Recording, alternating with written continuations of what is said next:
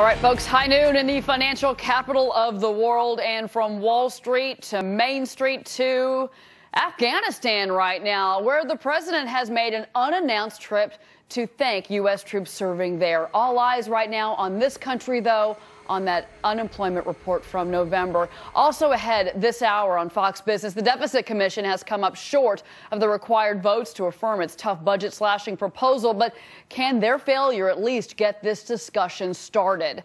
And as cold weather moves in, can you get a deal on a winter getaway? We're on the road with Tom Parsons later on in the show.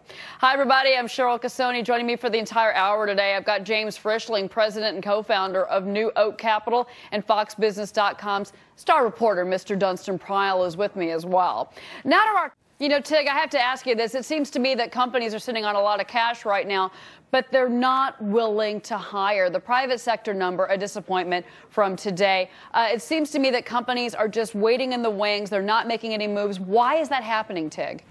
Well, we did see private sector jobs grow by 50,000, so better than the headline number. And I think what we see in this report is that temporary employment grew at 40,000. That's the highest number we've seen since March. And of course, in the Adecco Group business, we continue to see clients meet their human capital needs through temporary and contract workers. So it's not that they don't need people. They're just using flexible means of engaging them at this point in the economic recovery. And what does that mean for the street, James? What does that mean for Wall Street? Well, I think the job report actually was very disappointing. However, I think from a policy implementation standpoint, it might mute some of the concerns about what's going to happen with the tax changes. It might mute some of the concerns or the backlash against the quantitative easing too. So I actually think while it's a disappointing number, the combination of a higher consumer confidence and then the result of an indication that policy may take it a little bit easier right now and reduce the debate actually is causing the I guess a lack of response we're seeing in the markets. And Dunstan, we're waiting to hear from the president who's in Afghanistan, but here at home, his administration has been there for 2 years. What's unemployment surprising, at 9.8%. I know. It's surprising that the markets haven't taken a stronger turn on this. However, a year and a half ago, remember we were all asking, what's a jobless recovery? Well, now we know. So to me, there's really nothing that surprising here. If you follow the markets on a day-to-day as the horse race, the way we sort of do it. But I think broadly, this is what they've been talking about for some time. Gradually, you're seeing these economic indicators bounce up. But what's stubborn is unemployment. I don't have any solutions for it, but it's not surprising what's happening. 15.1 million people unemployed, Tig, and I go back to you. You're the expert. James, just real quick, overall, do you think that unemployment stays at these levels for the next year? Just real quick. I think the answer is yes, and very quickly. 9.8, the new stated number, still is not commenting on the unemployed or the underemployed number, which we all know is much larger. Hold on a second, guys. I've got some breaking news. I want to. Sorry, James. Vice President. Sure. Had the commission passed the report, I guess my question, how much teeth would this have had? Because I have to admit, it seems to me a deficit commission, it's almost arguing for motherhood. Are we really going to argue that we don't want to reduce the deficit? So had it passed, was this really a starting point, or was the goal to really put this out there and get people talking about it like we're doing? We would have gotten a vote on this. Oh, I'm sorry. So I think that was for JD real quick, and then I'll let Rich respond. I think we have to look at this as another event. We've had many such efforts to try to focus attention on the deficit in a productive manner. It's something we desperately need to do. But it was never going to become legislation and face an up or down vote. It's much too complicated.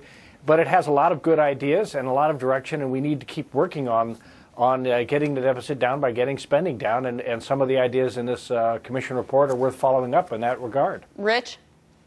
Yeah, JD got the mechanics there. The issue was this proposal was never put into legislative language. It would have been very difficult to do that in a timely manner. Both the leaders in the House and Senate had promised, if this commission had produced a report, they were promising votes in the House and the Senate, though even if it had reported it out, they would have had to get all this into legislative language within the next few weeks that they're going to be in the House. And remember, House leadership changes over next year, and John Boehner never promised to have a vote on this. And so what you're probably going to see, what happens with this report, the Budget Committee chairman for next year, Representative Paul Ryan, he voted against this report. He was on this commission, but he says he wants to take some of the ideas and wrap them into his budget next year. However, the problem is that a lot of Democrats aren't going to like the ideas that he's going to take from this commission report and put into his budget. I know we have to go. Also, you know, we have been talking, folks, a lot about the jobs report this morning. And Dustin, I want to go to you because I go back to something, and Ted Gilliam really hit this on the mark, I think, at the top of the show.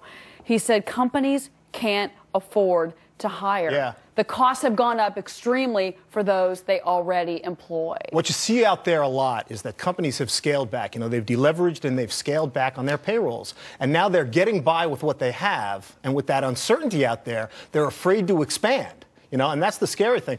The other shoe to drop in all of this, as we've talked about many times on this show, is the public sector. What's going to happen in the public sector in 2011? Every municipality, every county, every state is talking about laying off in the tens of thousands. So where is that going to lead us? It's going to be, I mean, we're going to hover at this 10%, I would say at least through 2011. I think many economists agree with you, Dunstan. And, you know, I mean, if you look at what companies are saying, I mean, I have to say, when we got the ADP report on Wednesday, it seemed that it was a positive report. It was good news. I expected more from the private sector this morning. James, I mean, did you feel that way, or do you have another opinion? I did expect a better result. However, to Dunstan's point, for small businesses, you're either growing your top line or you're watching and cutting your costs. The costs for all of us have gone up. And we talked on this show previously about healthcare costs, and I talked about how my company costs have gone up almost 20%. So it is obviously a difficult environment to be driving revenues, and therefore with the cost continuing to increase, I understand a little bit why there's some muted activity going on in the private sector. Interesting to correlate this to the markets, however, though. I mean, or to get back to that point about the jobless recovery, I mean, to us, a report that points up the fact that there are 15 million Americans out of work, 6 million of them have been out of work for 6 months or longer. To us, that's visceral news. I mean, it means people aren't working, they're not getting paychecks. I think the markets, though, are responding more to this economic data from yesterday about housing and retail sales and all that. They see some silver lining out there. I saw that yesterday. Yeah. And we shouldn't confuse, again, the Main Street economy from what we see, to a certain extent, in the Dow or in the S&P alone. Because, again, rates are low. Rates are going to be kept low. There should be some good production and good performance out of those companies. But it's not translating, to your point, about into Main Street, and that's still a struggle we face. James, you're a markets guy. I do want to get your take real quick on the markets, because as we look, we've had a nice week. I mean, December really has kicked off in a nice way for the Dow, the NASDAQ, and the S&P. But do you think that we can continue this momentum? We're only down 27. I mean, what are you seeing? And most people I speak with and are not going to be taking profits is one thing, and you might see a little give back. No one that I'm speaking to is predicting a massive fall off at this point. I believe the government, not just here in the U.S. and the central banks around the world, have said they're going to get behind this issue and they're going to keep rates low. And with that in mind, I think people feel that we're going to see a better performance in stocks going forward. So be careful to bet against this. But what about quantitative easing and its effect on the dollar? I'm just saying. Sure. I guess my biggest issue with quantitative easing is how much more money they're going to throw at the top of let's say, at the debt markets to keep rates low. Rates are low. And not to mix topics, but I keep thinking about TARP had started with the idea of buying troubled assets and instead became an equity infusion. So we're continuing quantitative easing 2 is going to be about, again, keeping rates low. Well, rates are low, and for the most part, I think most market participants expect that to stay. If we're where we are, if this is a cap, if we're still at 10% a year from now, I mean, people are talking about the jobless recovery it's going to 2 years, gradual, slow slog. If we're here, should we be more afraid then? Or because I don't really see any surprises yet. I really don't. We're where most economists predicted we would be right now. So a year from now, if we're here, should we be terrified, or should we be terrified right now? I think the loss of those 8 million jobs is going to take time. Yeah. You are seeing signs of and again, consumer confidence. Yeah. You're seeing some better performance. So a year from now, I actually think we will be slightly better, but I don't think we're going to recover. If there was a magic pill, gentlemen, I would sell it. I would offer it to all of you. I would for these markets, but at this point, we don't have one. All right, we're going to take a break. You've got James Frischling here on set with me, Tom, who's nodding his head. Tom, it sounds like there are a whole lot of great deals out there. I guess my question is, just from a supply and a demand standpoint, are we seeing these great deals? Because let's face it, there's a lot of, I guess, a lot of supply available. Or are we seeing, we hear lots of talk about TSA and travel headaches and a lot of complaints. Are people shying away from the airports? Are you seeing some robust people trying to get out there and look for these things? Oh, no, I think it's going to be a great holiday season. It's just that we're finding better deals. It seems like the demand is stay home for Christmas to the airlines.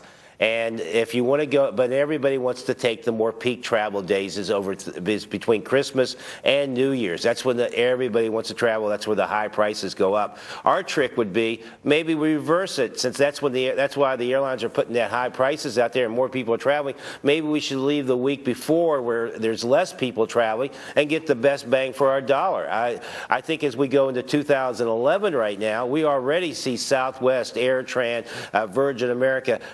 These prices are dropping like a rock for at least January and February, and most of the deals today go until March, probably about March 9th, March 15th. But then after that comes spring break. We'll have to see what we got. But January and February, we're going to be loaded with even much, much better deals than what you're seeing today. Tom,